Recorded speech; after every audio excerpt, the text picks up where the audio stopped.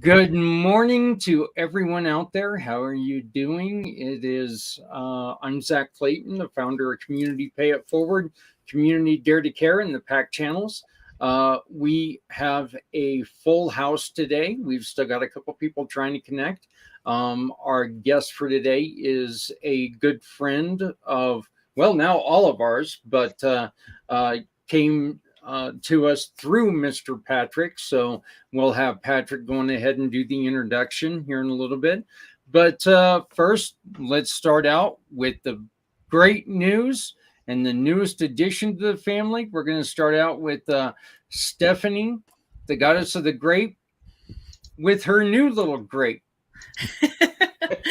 Hi, everyone. My name is Stephanie Simoes. Here, I'll show you the new little grape really quickly here. She's sleeping. Selena Grace. I work with nonprofit organizations and people year-round to assist with fundraising through One Hope Wine. We are a cause-centered winery out of Napa Valley with over $9.7 million donated to date. So what I do is I specialize with fundraising, gifting, private wine events, and wine delivery. And when you pour a glass of wine or send a gift, it's really a great feeling to know that that bottle of wine is making an impact for a charity of your choice, which is really fun. I am also the co-founder of P&S Properties. We're a family-run business that's working to curb the homelessness crisis in our veteran communities. We work with HUD-VASH recipients on housing, and we're working to build veteran communities, housing, and provide support and resources.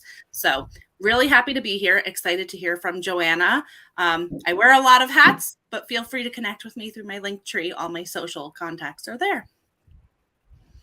And just to give everybody kind of a preview, coming up this month on our Community Pay It Forward One Hope Wine Show, our guest this month is going to be Patrick. So we're going to be able to raise money for all the work that he's doing. So, but next up is Mr. Dennis Schroeder.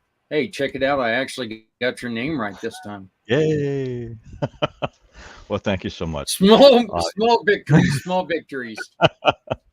Yes, my name is Dennis Schroeder. I am retired Army officer, live in Middle Tennessee, and I'm the founder of a nonprofit organization that is dedicated to telling the complete life stories of those who died in military service to our nation, who are no longer around to tell the story for themselves. And this is for any reason that they passed, whether it was combat action, whether it was training accident, whether it was automobile accident, or even suicide. So this is to fill a gap that's currently unfilled for Gold Star families and the veterans who have lost comrades.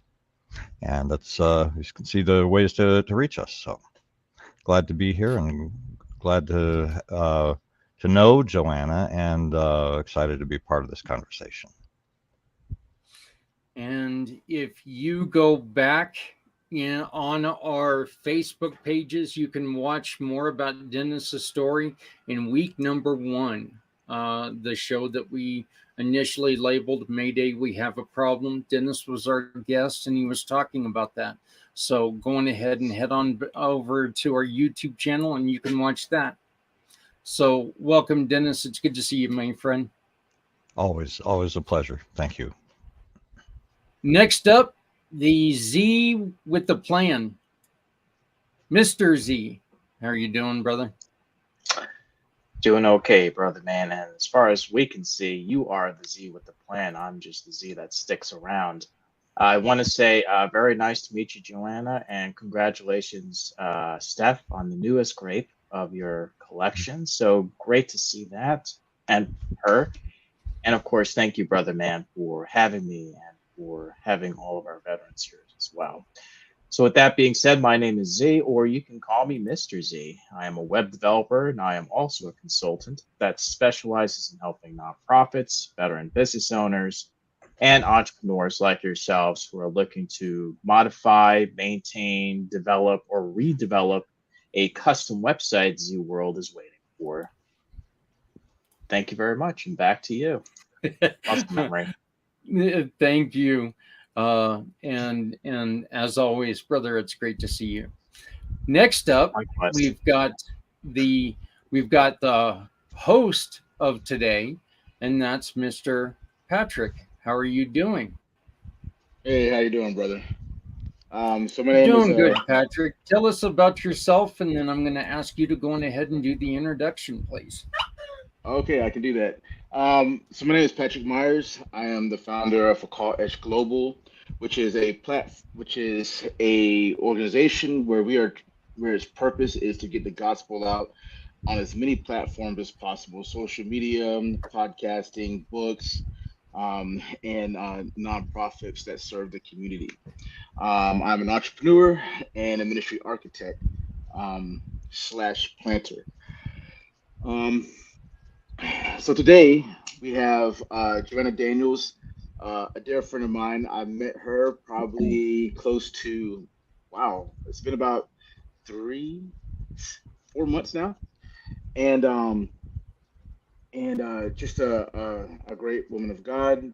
One of those people that, um, when it comes to this youth and the agendas that are coming to you, she's one that fights fiercely for them to understand their identities in Christ and um, just works tirelessly. I really feel like um, on a level sometimes I wish I could, to do these things. She works with the organization. She can tell a little bit more about the organization that she works with, but it's just an honor and a pleasure to have her here today um, to tell her story and what it is that she does. So I hope you guys will be blessed by it too. Well, I know you will. Well, welcome, Joanna. How are you doing? Thank you so much. I feel so blessed to be here. Honestly, I so appreciate you guys having me on, and appreciate everything that you all are doing. It truly is a blessing to be here today. Thank you. Well, why don't we go on ahead and start with teensunitesummer.com. What and did we get that wrong? Is it Summer or Sumner? Sumner. Mm-hmm. Oh, okay. Sumner. Yep. All right. So, phew, okay. Yep. I thought maybe I messed up and pressed a button or something. Why don't you go on ahead and tell us a little about that?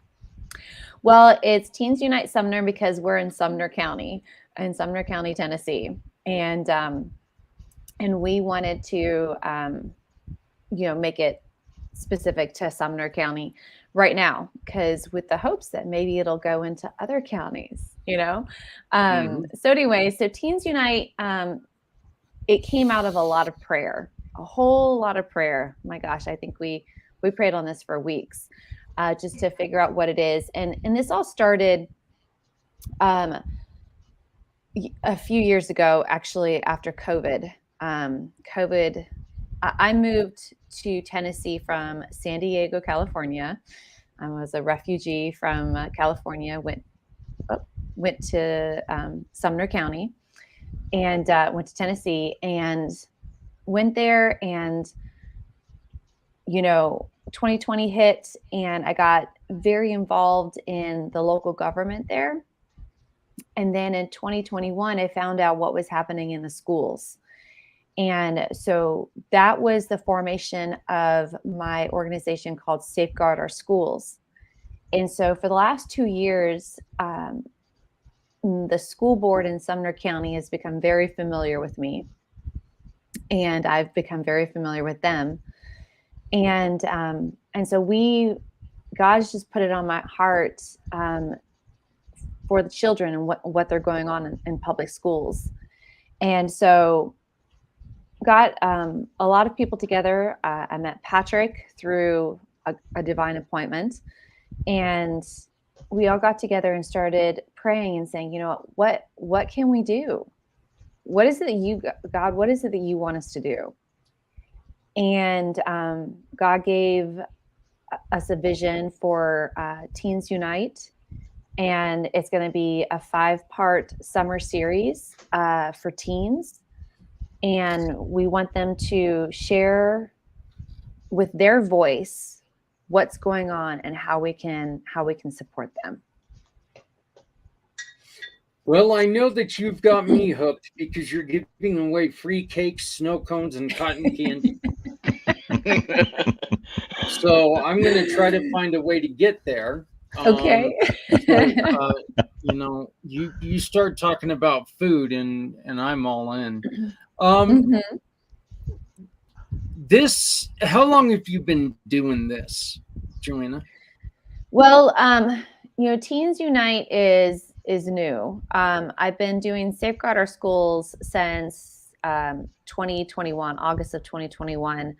That was God too, because I was very involved. I've been involved in fighting for our freedoms and maintaining our freedoms since I was 19 years old, but in a different realm.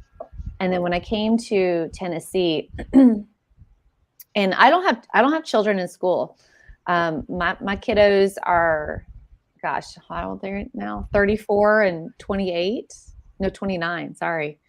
And I have a 4-year-old grandbaby, and so I don't have children in school. But when I found out what was happening in schools, it broke my heart, because a lot of people are like, well, a lot of people are homeschooling, and people are like, well, just pull your kids out, just homeschool. Well, my mom was a single parent of 4, and we didn't have the option of homeschooling, so we had to go through the public school system.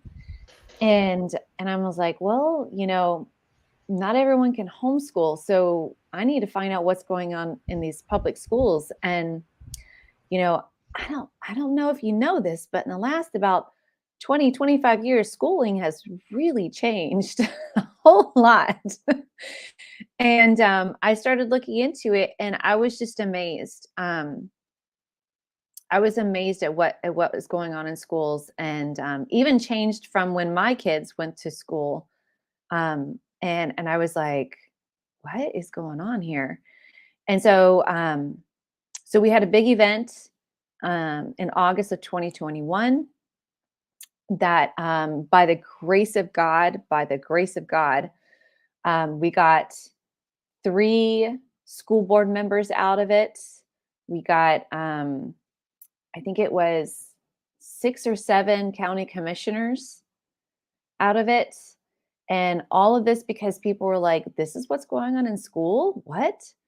And it was all by the grace of God. It was not me. I mean, God showed up, God anointed that. And then the last 2 years, there's been a lot of change, great change in Sumner County. And then I was like, really feeling like we need to support the kids even more, because this past year, it's just been even more intense in what's going on.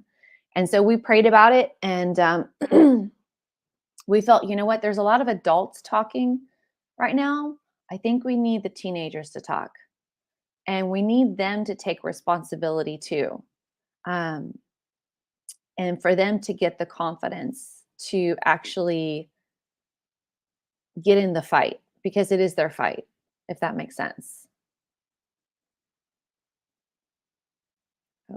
We were kind of talking about this before we came on the air, and we are asking a lot of kids nowadays, unfairly, we're asking them to make certain choices. Yet we're not always listening to what they have to say. What do we need to do better to support our kids and to help them make, and regardless of views, they've got to make educated long-term decisions on a lot of this stuff? So, Mhm. what do we have to do, Joanna, to help them learn how to do that? Well, what I really think that, first of all, my confidence is in Christ, and so I'm always going to come from a Christ perspective. And when you have Christ in your life, and when you are centered there, then you have an abundance of courage. You have an abundance of confidence. I mean, it's endless because it's in Christ. And you know. I don't know if I just came out the womb weird. I don't know, but um, I know, and it's probably because my mom is a single parent of four, and I'm the oldest. You know what I mean? So there's a whole lot of growing up really quickly when you're the oldest of four. But I remember at 11 and 12 years old organizing park cleanups. Going, I saw like it's dirty here. And I was like, I think we need to organize a cleanup, and at 11 and 12 years old. And I think it was just taking on responsibility. And I think that what we also need to instill in in students of today is that they're actually adults, in the sense of they can make life altering decisions, and there's consequences to them. And also in this fight of what's going on in the schools, um, their voice means a whole lot,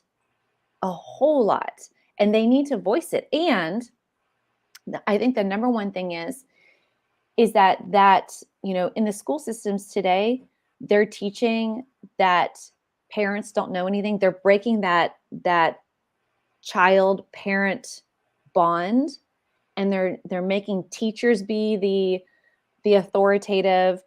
Teachers know more. Teachers are the trusted person to go to. The school counselor is really where you get your confidence from, and where you can really actually be honest. No, it's your parents. It's your parents.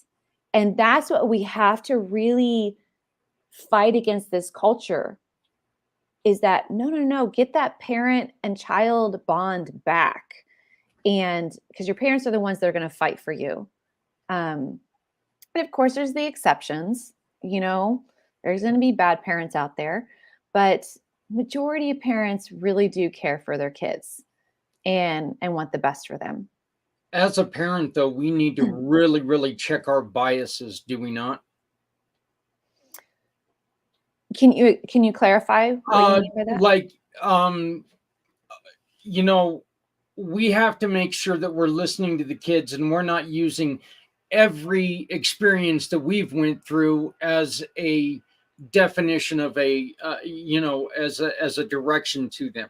We can explain to them what we've been through, but we can't tell them this is what's going to happen to you if you make this choice. We can't be hard-fisted when we come at them and say, no, that choice you want is stupid.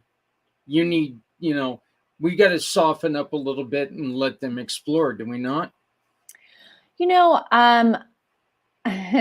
I'm old school. But anyways, I think that sometimes I kind of feel that we're a little too soft sometimes, honestly, in this world of today. I'll be honest. But I also think that, like, my mom always heard me out. Okay. Because anybody, I don't care how old you are, you can be 2 years old to 102 years old. You want to be heard. That's the biggest thing. Now, there's being heard, that's fine. But then there's justifying what you said. And so, I hear you. I hear where you're coming from.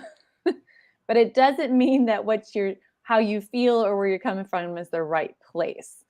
And so I think that's where wisdom as a parent, we have to either, I mean, of course, you can't generalize every conversation. If it's a dangerous conversation, you guys say, no, you definitely not going to Yeah. go do that. Yeah. Okay. But Yeah.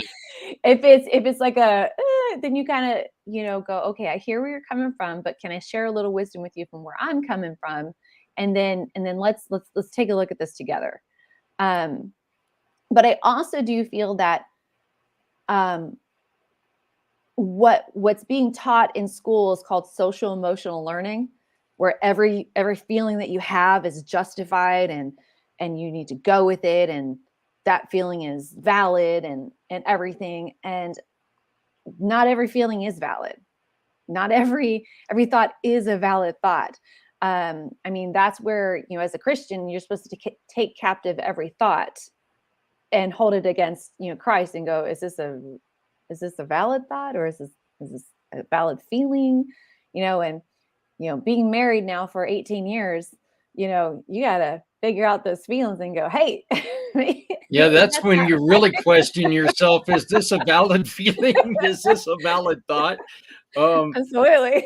Yeah. So, And no, I love the way that you said that, because it's not one of those things, if my son comes up to me and he's saying something that is just completely out there, I'm going to say, look, I love it, but really, but I mean, one of the examples on what I was talking about, my oldest son, who is 29, we're in the same boat here.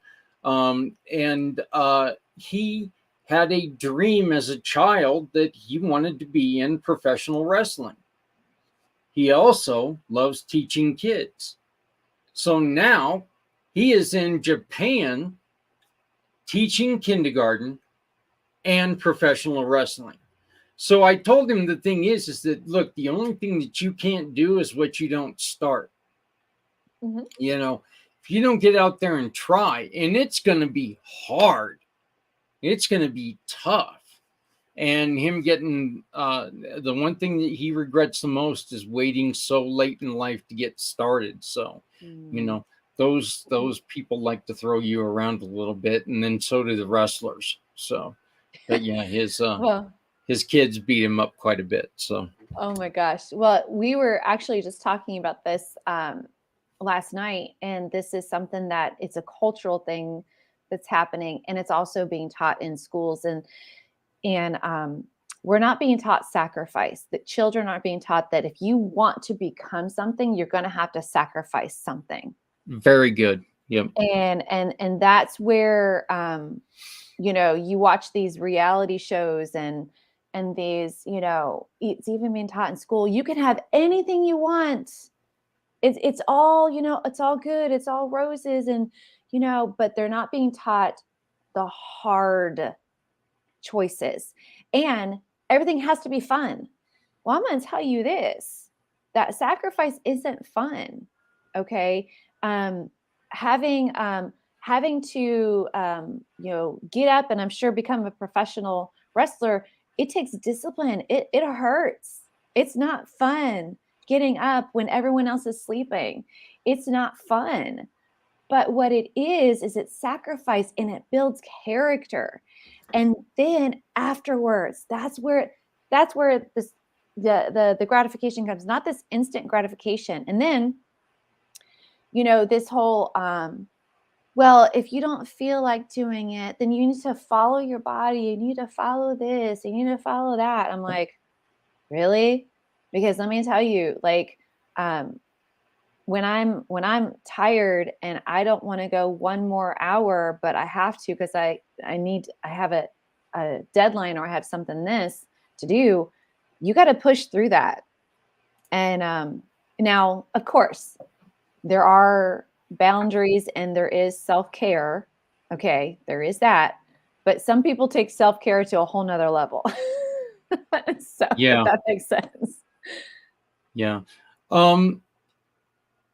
What are some of the main things that you're running into with kids and mental difficulties? A lot. So I did an event at a church last August, right? No, July, August. I did a whole series of events. And one, that's when I found out there was litter boxes, in the high schools. And I went, oh, what? And then two, I had a girl come up to me, and I think she was 10th grade, I think it was. And her mom was like, you need to talk to my daughter. And I was like, okay. And so she was talking about how, now this is in Sumner County in Tennessee, and she can't tell people that her mom is white. And I was like, what? And she's like, yeah, I have to say she's like European. And I went, okay. And she's like, yeah, because it's not cool to be white. And I went, what? Like, where is this even coming from? And it's like, so there's that. So talk about the mental, like, processing that's going to have to take, now mind you, she was also mixed. Her dad was Latino, and that was okay. But her mom being white was not good. So she had to say she's European. And then, we've got other kids that are coming up, and I got another kid that said that, they used to bring their Bible to church, Bible to school, and they don't bring it to school anymore. I'm like, well, why? And they're like, it's just not the cool thing to do. And I got tired of people like picking on me. And I'm like, in Sumner County, Tennessee? And they're like, yeah, and so there's a whole lot more, this is mainly from guys. They're just tired of the LGBTQ stuff being shoved down their throat constantly. And they're like, look, like, whatever, you do whatever you want to do, but stop telling me that I have to accept it. And I think what kids are now, there's two different tolerances, and I hope you can agree with me on this. In me, there's the biblical tolerance and there's the cultural tolerance. There's a biblical tolerance of you love the person, hate the sin, okay, and go, hey, you know what? I get it. I get where you're coming from, because we're all sinners. I mean, I'm sitting here, I have to repent every single day, okay, because I sin. Sometimes you find me on a bad day, it might be hourly. So, but you repent every single day. So we're all whatever. But the tolerance of today, the cultural tolerance of today, is you can't disagree with me. Yeah. And you have to accept me. Well, no, I can disagree with you and still love you. No, because if you disagree with me, then you don't love me and you hate me. Wait, what, where did hate come in? I don't hate you. I just disagree with you. So there's, and I think that's one thing that kids today are trying to navigate through, is that, like, what is tolerance? How do I love or accept if I can't even be accepted for disagreeing, if that makes sense? I think that is, I agree with you. And I think that the one thing that I see a lot of is that, look, kids should be able to make certain decisions, but we're not teaching them that they're not developed yet. What you think today, you are not going to think in 30 years. Okay. I mean, I used to want to find out how to become a Teenage Mutant Ninja Turtle for real. I only kind of want to do that now, you know, but that's not my life mission. So, there's something that, and we all know, every single one of us here understands that when we were kids, there are things that, we used to know everything. Mm-hmm. And I today, sitting here at 51, wish that I knew half what I knew when I was 16. it is true because I knew everything then. Yeah. And then when it comes to opinions, I think that's one of the toughest thing in the world about being a business owner is that we're no longer, it's not safe for us to have an opinion a lot of times because you're going to lose half of your client base if you let your opinion known. And where I think that's wrong, it's unfortunately true. Dennis? Now, I was just going to pop in and say that honestly, I think that standing up for things that you believe in the long term is going to be better for you, not only as an individual, not only in your walk of faith, but also in your business. Because if you know, I mean, personally, if I know what somebody believes, and I know that that they have honesty, integrity, character that go along with their business, I am going to be much more likely to do business with them than somebody whose thoughts and opinions and beliefs I have no idea about because they've kept them hidden out of, for whatever reason. So honestly, I think that with any business, you have to define your clients and you have to define, who your marketplace is.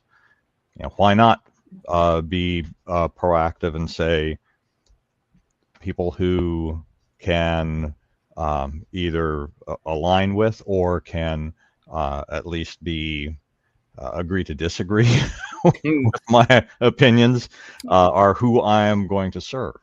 So, but I wanted to pop in here just a little bit to ask Joanna because it's been a long time since I was in school. I'll be turning 67 here at the end of this week, and so I do recall that in high school that I was taught critical thinking.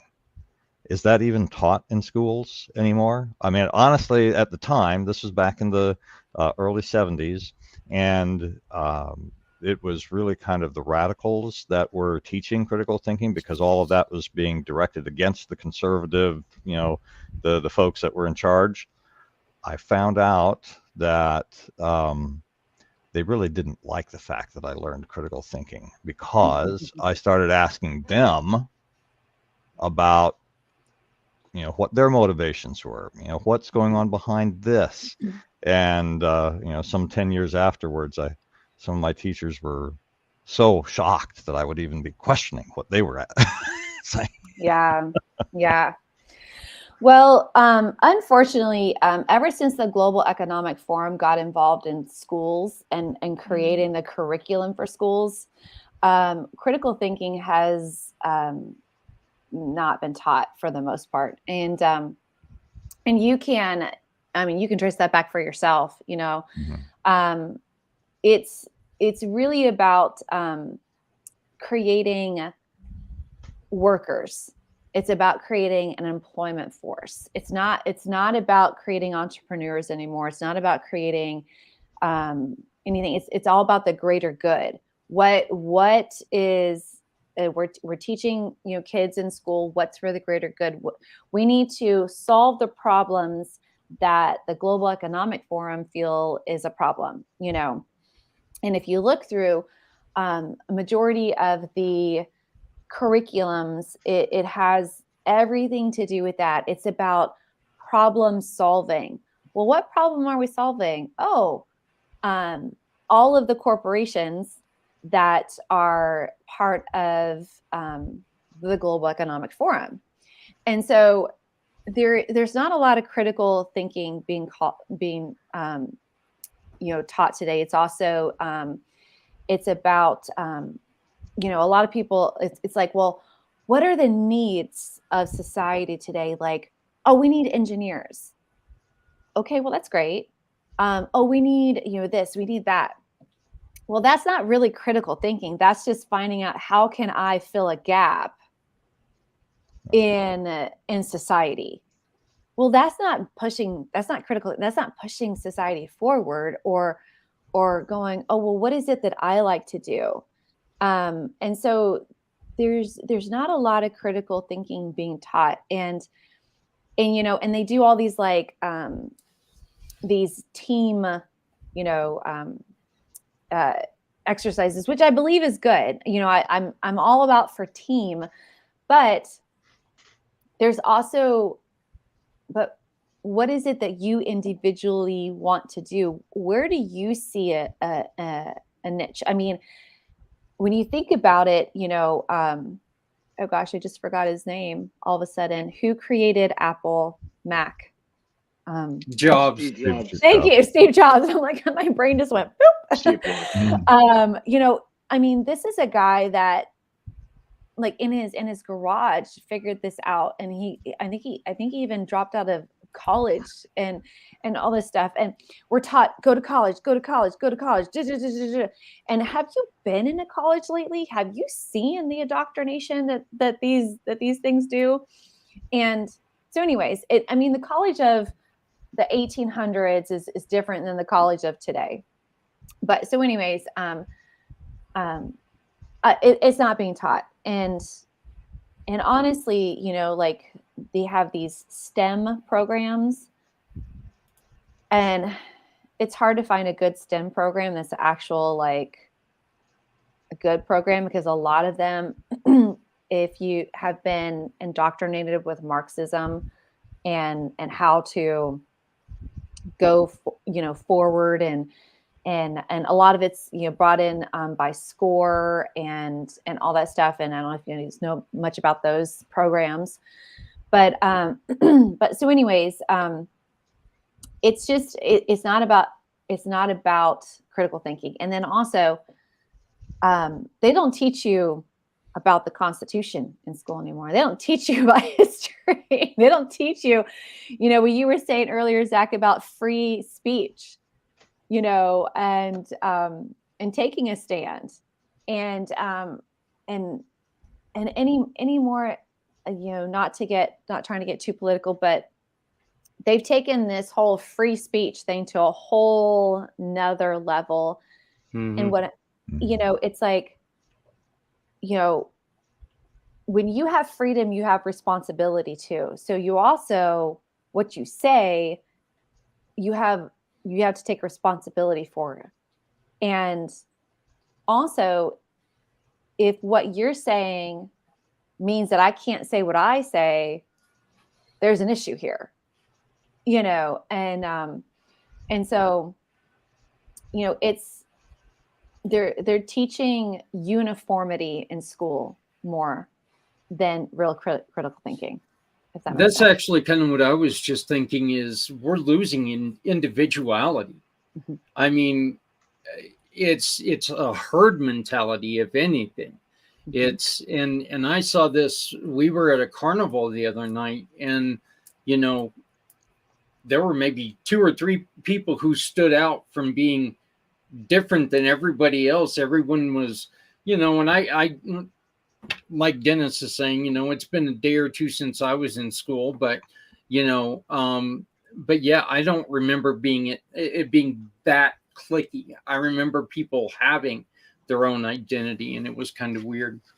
Mm-hmm. Patrick, do you want to chime in here? Hold on, am I muted? No, You're good. Okay. So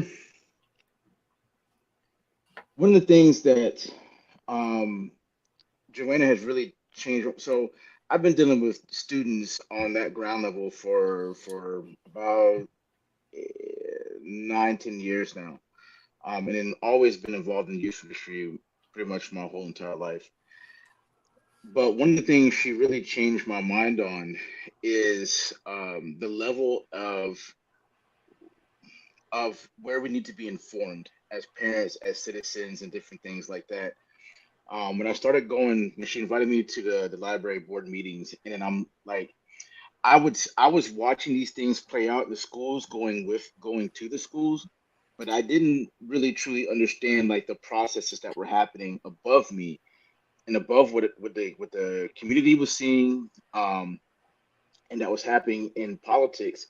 that was actually affecting these things. And then when I started going to these meetings and I'm looking at, what's getting ready to happen in the next year, 2 years, 3 years, and stuff like that, it really actually changed my whole perspective on even my community, where it's just like, how do we actually get this information to the parents right now, and to churches? Because there's so many things that she talks about, um, especially with the curriculums going on with the books in the library, where um, it's just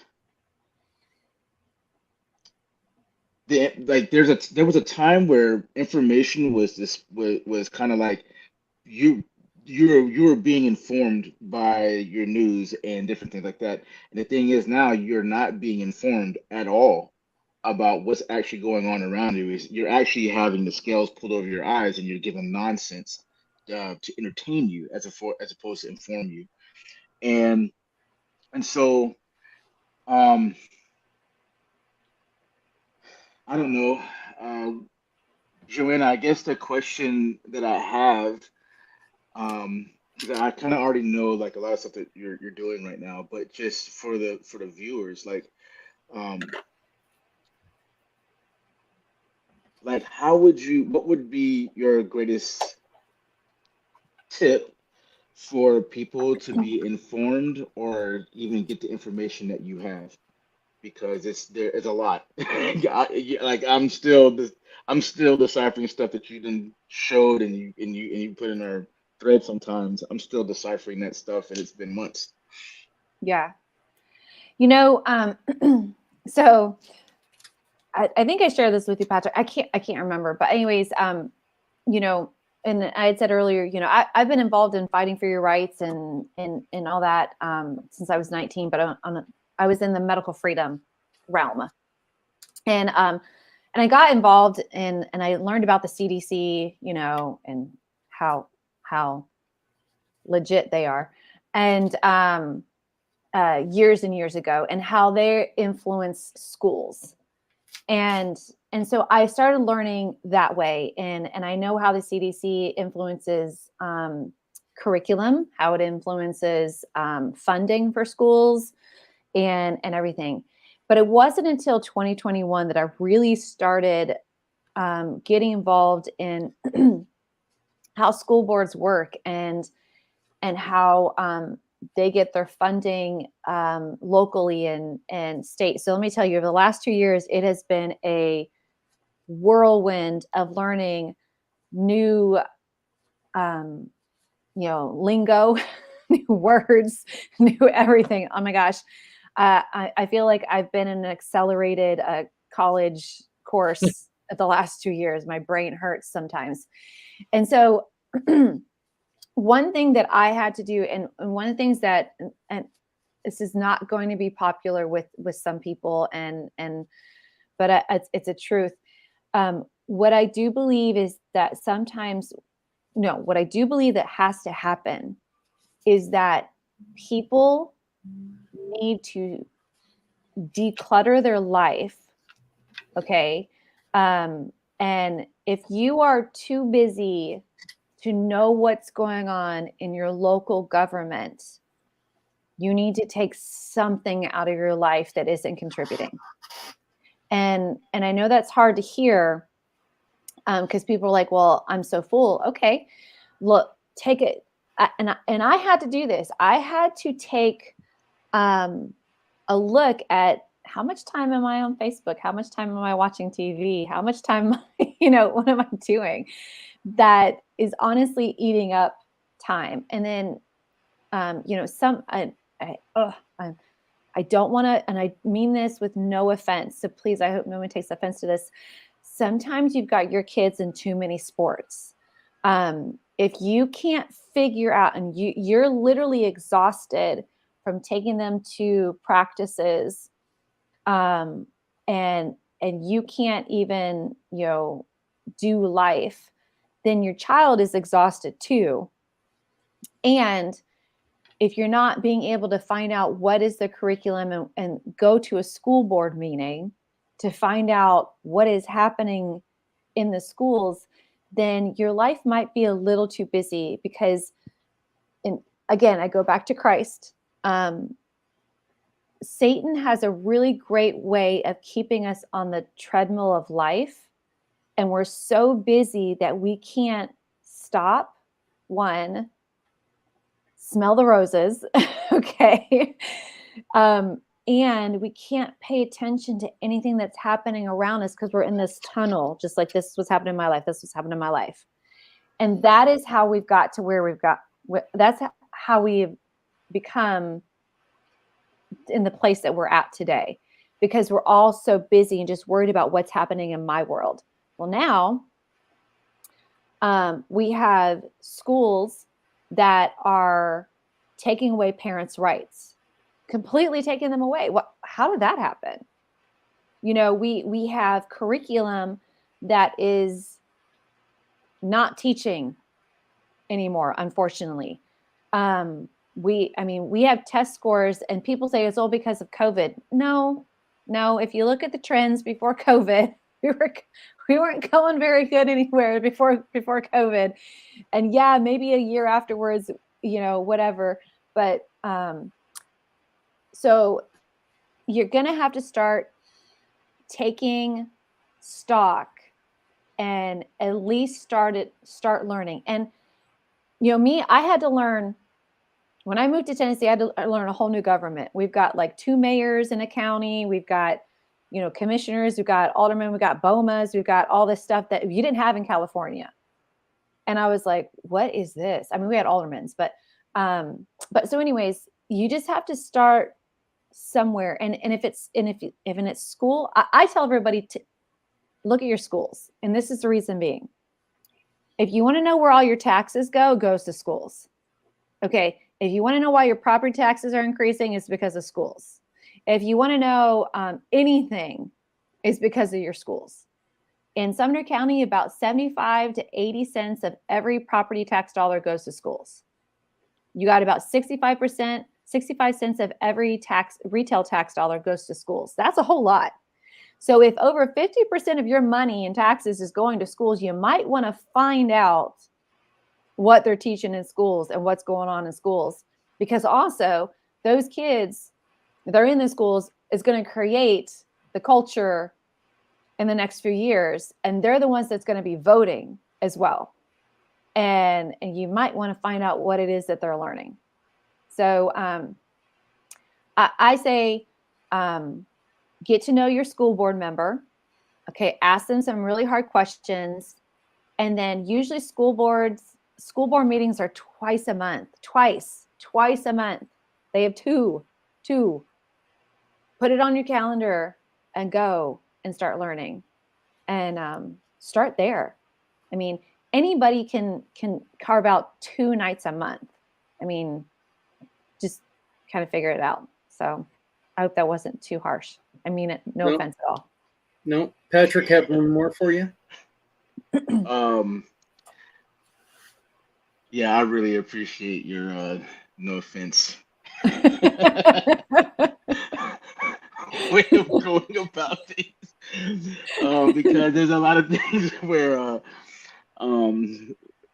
just things need to be said, and we're so afraid to say it because it's going to step on toes. It might do something to us. I just would like, on a lighter note, what is maybe one of your greatest experiences that you have, the fondest memory of what you have of where you saw the things that you're doing make an impact in the community, and like you can look back on it and be like, oh man, I just remember this kid, or I remember this event, and like where you saw why you do what you do, and it really kind of solidified that for you. Well, honestly, I think it's the event that I had in 2021, kind of the launch of Safeguard Our Schools. And I saw in people's eyes, they went, oh my gosh, like I had no idea. And it inspired them to to take responsibility and to go, okay, like I get this. And their heart was broken, but full of, because I always try to, whenever I do an event, I try to give hope, because there is hope. There's all kinds of hope. I mean, if we don't have hope, there's no reason to do anything, right? I mean, it's like, why even do anything? And I have so much hope in people when we come together in Christ, and when we unite, and we see past the bad that is happening and go, no. That's a fleeting moment, right? The bad is, we have peaks and valleys, right? And bad is just a fleeting moment. But if we push through that, then there is going to be something magnificent on the other side. And when I saw after that event in 2021, the hope that people had, that was amazing. And then when I had that event where the kids came up to me and told me about what was happening in their schools and all that they felt heard. And I went, I commit to doing something. And I said, if you'll stick in here with me, and if you'll keep telling me what's going on, we can do this together.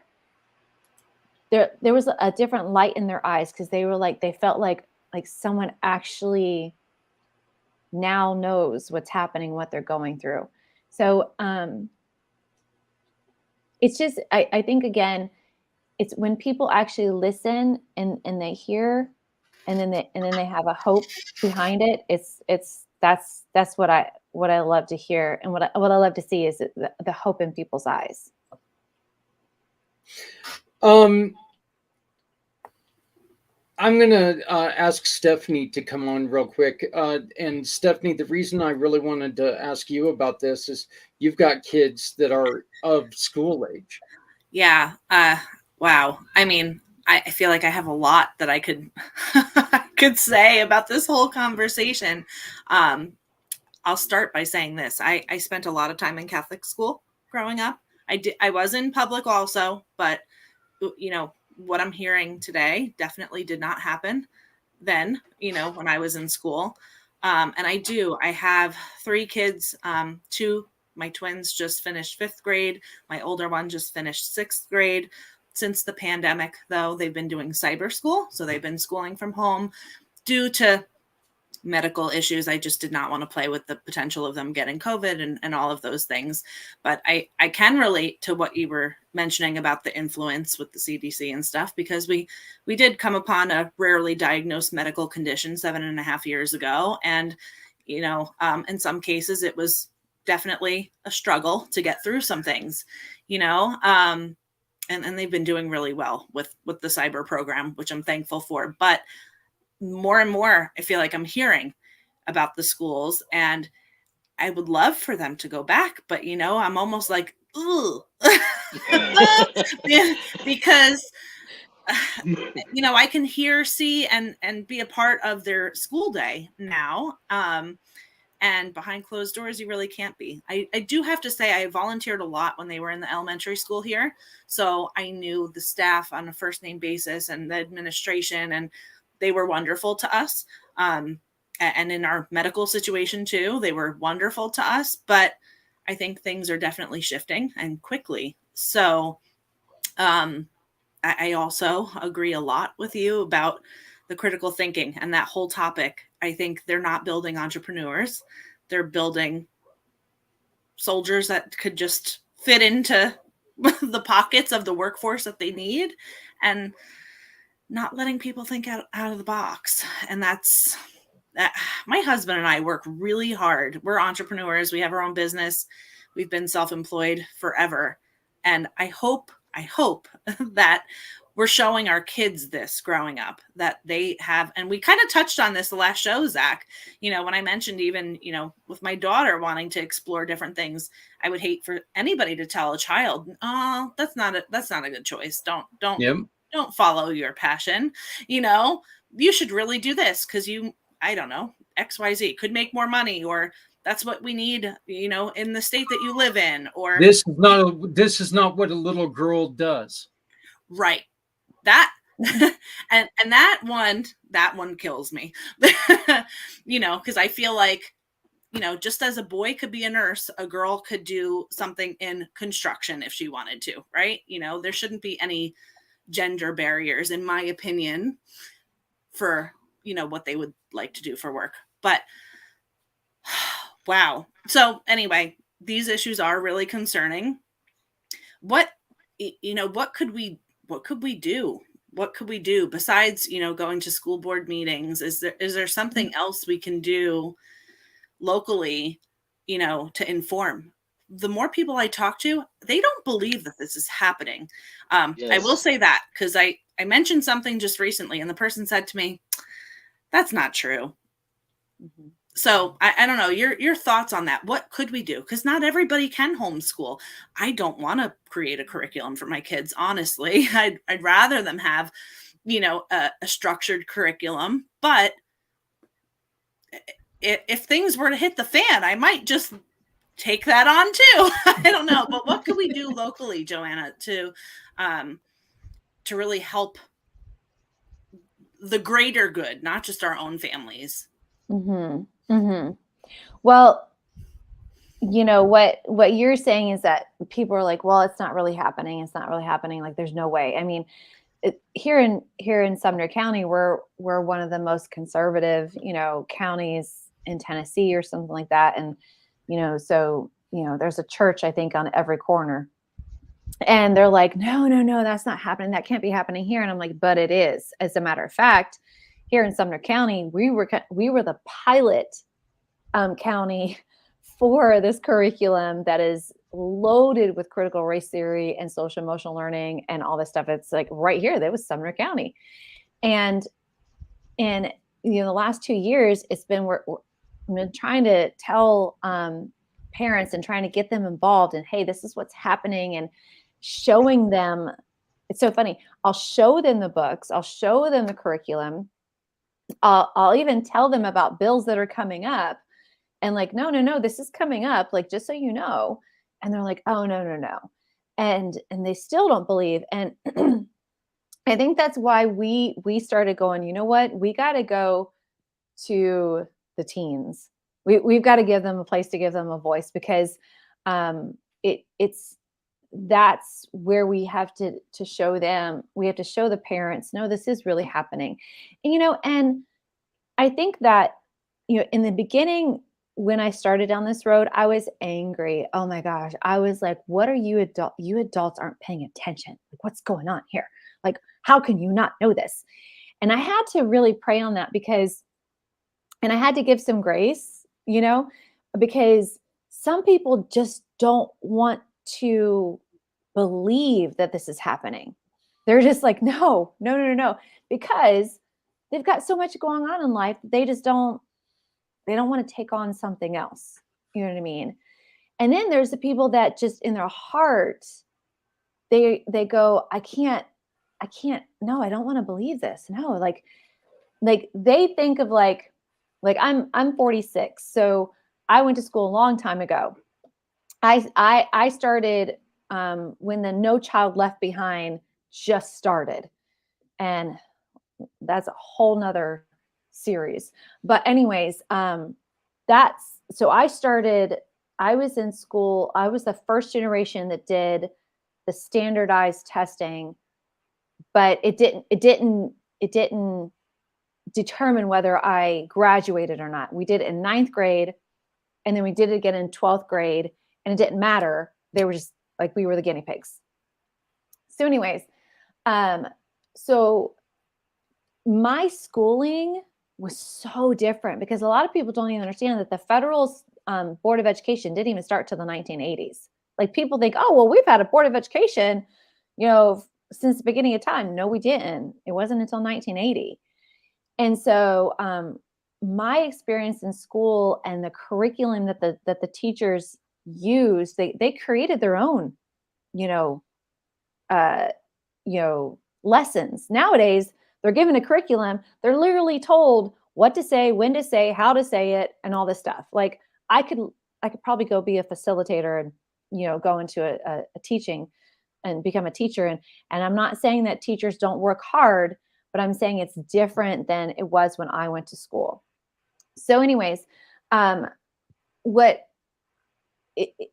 what it is I would encourage you to have coffees at your house, to invite people, go to a coffee shop, start talking to people, and showing them, and then have them invite their high schoolers and their middle schoolers and go, hey, I'm just curious, like what's going on in school?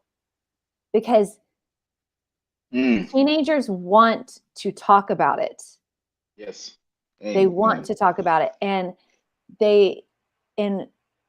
I hear this from parents all the time. Well, if my kid's not complaining, then what's the big deal? And I'm like, well, they're being taught not to complain to you. They're being taught not to tell you. So they're not going to come and tell you. So parents need to realize that. So it's I'm all about grassroots. I've always been about grassroots. So it's like, just start talking to people in your community and then asking them to bring their teenagers and go, hey, I just want to hear. Just tell me. And you'll learn a whole lot then. Does that make sense? We got Mr. Z. You're up, my brother. Thank you, Michelangelo. Great to see you again. Well, nice to meet you, Joanna. And I'll make it very short because I know we're running on time. No offense taken, first and foremost. Pretty accurate what you're saying. And it's come to the point now where we have to filter ourselves not to offend anyone. And Zach and I have often commented that we have to say certain professions based on their preferences. You talked about getting involved with schools and they only meet twice a month, and you're right. Anyone can make time for a board meeting, twice a month. It's not a lot to ask for. Just going back to the story or the event that you talked about in regards to hiding a certain ethnicity because it's not cool. That's a bit concerning if that's what kids are saying these days, and not to put words in your mouth, and hiding certain books because they were picked on for believing in certain beliefs. All I can say to that is, it's hard to agree with people that are always disagreeing. And if I were to summarize my experience with that, some people would say, and I mean, you look at me and you would imagine, some people would say, I can't do that because of my religion. Okay, I understand, but you cannot do that because of my religion. Then I would say, hey, look, I accept you, but I can't do things because you don't accept me for who I am. So what I'm trying to say is, love all, we're all equals, and keep up the good work, Joanna. I have a lot more to say, but I just want to say that it's always good to have you here, and let's just try to get along.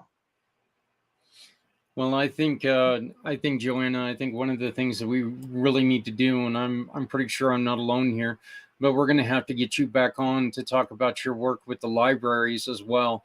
There's just there's so much more that you can offer out here, and unfortunately, we've only got a 1 hour show. The one thing I'd like to ask you real quick, Ted Koppel, on the night of the 2016 election, said that news today is not like the news of yesterday, because they would report the news, and now news's responsibility is to create the news. Is this one of the reasons in your eyes why people just plain, pure and simple don't give a damn about what's going on in the news? I don't know how many times I hear every day, well, I don't pay attention to the news. Well, how can you have an opinion if you don't pay attention? And this is not saying anything bad about people, because look, I know listening to the bickering is disgusting, but that's one of the, you know, when Ted Koppel said that, I stood up in my front room and applauded. I loved that. But do you see that as one of the problems we have today? Well, what I feel is that unfortunately a lot of the news isn't news today, you know, as you said, and I think that oh gosh, what is the act that Obama put into place that changed the way news was reported? Oh my gosh, I just had it while you were talking it. But anyways, there was an act that Obama put into place that actually changed the way news can be reported. I cannot remember it. I'll have it for you. But anyways, and so now what I do believe is that just like with anything, and this is why this is spiritual warfare, confusion causes complacency and causes inaction. And today, the news, what it reports is confusing, and people have to sort through so much mud to get to what is the truth that I think people just start tuning out and just going, I don't know what's truth anymore. I don't know what's real anymore. I'm too tired to figure it out, so I'll just stop listening. And so unfortunately, that is true. And I do believe that people do need to find a true news source that will tell the truth. And I do believe that because news has changed, that people just don't want to get involved anymore because they're tired of the drama. They got enough drama in their life. They don't want to deal with the drama anymore. Does that make sense? I hope that helps. Yeah, and it's actually kind of funny. I went to go and look up what it was called, but unfortunately, all I got was opinion pieces. So, I'll get the act for you for sure. I just, it was in my head, and because Obama signed an act that that changed the way news is reported, and I'll send that to you. All right, it sounds great, and maybe we can talk about it when we have you back on to talk about your library stuff. So, Joanna, thank you very much for joining us. We go around now and we talk about something that really struck us. Stephanie, let's start with you. I just want to say thank you so much for being here and sharing all of that, and using this platform to share that out. But confusion causes complacency and inaction, and that is huge, huge. So that's my takeaway. Mr. Z? I'm going to have to co-tell what Steph said, and if you confuse them, you'll lose them, or they'll lose their minds. Patrick? You're muted. See, there my mouth moving, nothing's coming out. I work with you, so yeah, just my takeaway is that I guess we still got a whole lot to do. That's it. Thank you. And Dennis. Yes, and in a similar capacity as Patrick, I have the honor of being able to work with Joanna, so I know a lot of what you're doing. And what I would say is the key for me takeaway from this is get involved at the local level. You think you know what's going on, but if you don't attend those meetings, you really don't. And it makes a huge difference. We saw in Sumner County here over the last year and a half how one person started attending meetings of my city in White House and made a difference and got a better person elected as mayor on the most recent election. That's because of one mom actually attending, reporting on what she heard. But everybody needs to be involved in that. So, yeah. I'll tell you this, I completely agree with everyone on here, is that it's just a true damn crime right now that it's not okay to have a different opinion. You know, look, the truth is that just because I voted for the other idiot doesn't mean that you voted right. That's just kind of the way it is. You know, you're Catholic, I'm Muslim. What does that matter in the long run? We're all human. We all need to live together. We all need to learn and love together. Joanna, I'd like to give you a real quick moment to close us out. Anything that you would like to tell everybody about yourself, or fill us in about your event even? Well, I like what you just said, because our event is Teens Unite. The first one is coming up on this Friday, and our theme is unity in love. And that is our theme. And there is so much hate in the world today, and hate never cured anything. It never made anything, but love does.